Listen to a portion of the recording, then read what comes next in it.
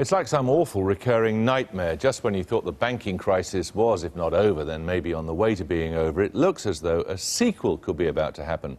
This time it's not the banks here or in America, but outfits in the south of Europe, and in an unpleasant manifestation of the interconnectedness of the modern world, the contagion cannot be confined there. There are now people fearing we're about to be hit by another bank crisis. Our economics editor, Paul Mason, explains.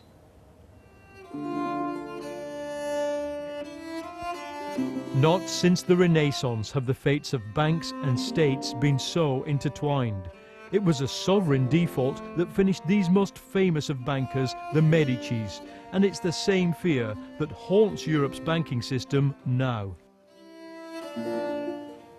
For the past 2 years, we've been worried about whether states can bail out banks. Now, the problem's changed. States did bail out banks, and then they spent money to protect jobs and businesses, and they borrowed the money from banks. Once the markets became convinced that some of these debts would not be paid, the trouble started. 2 weeks ago, the EU launched a €750 billion bailout for countries finding it too expensive to borrow. But that didn't stop the crisis. Analysts believe there's about €500 billion of sovereign debt from Portugal, Spain and Greece held by outside investors, and much of that is held by banks.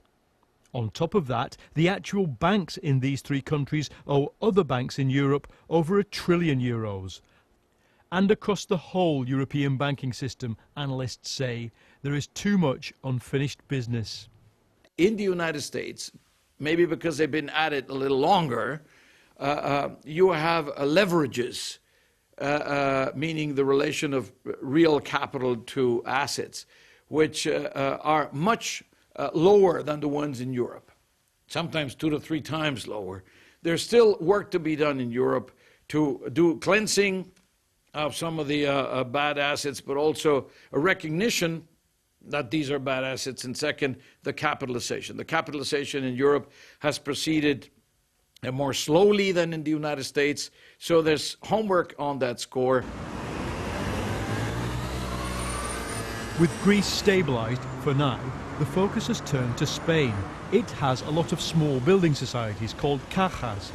The government nationalised one and forcibly merged 4 others. Here, the problem is with the property crash, which has left the banking sector sitting on a lot of property which looks a bit worthless. If you do strict mark-to-market, probably every single financial institution in Spain would be broke or would need some kind of protection. If you mark at acquisition value, they are all incredibly solvent. So we have this problem of what's the valuation of their asset sides of the balance sheet. With growth flat and price deflation starting in Ireland and southern Europe, some believe the only way out is for the banks that lent the money to take a percentage hit. Creditors are not going to get 100% on their loans. They should be getting less of that. Plus, we should supplement that with enough taxpayers' money, fiscal bailouts of some of the southern European countries. And that could happen in Spain as well. And that could certainly happen in Spain as well.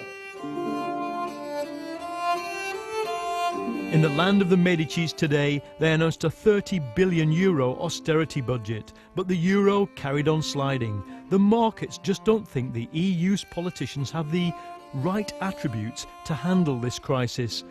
Instead of the grand vision, they seem enmeshed in the details.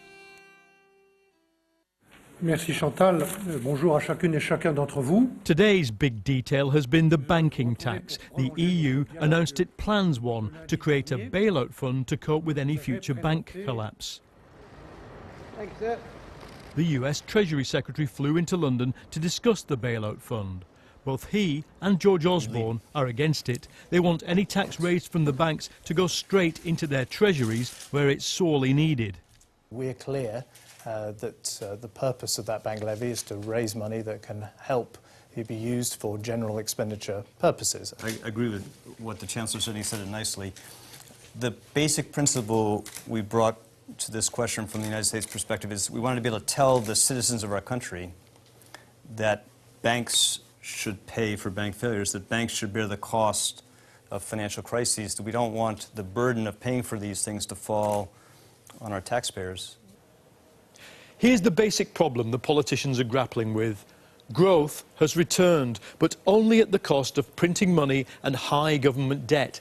But banks and countries are still carrying trillions in bad debt, above all in southern Europe.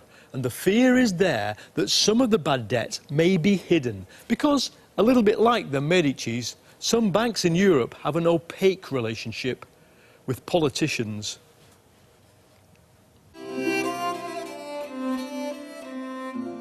Like the Medicis, European banks value secrecy.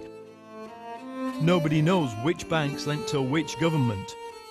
What we do know from 500 years of history is that the most common cause of bank failure is when a government fails to pay its debts.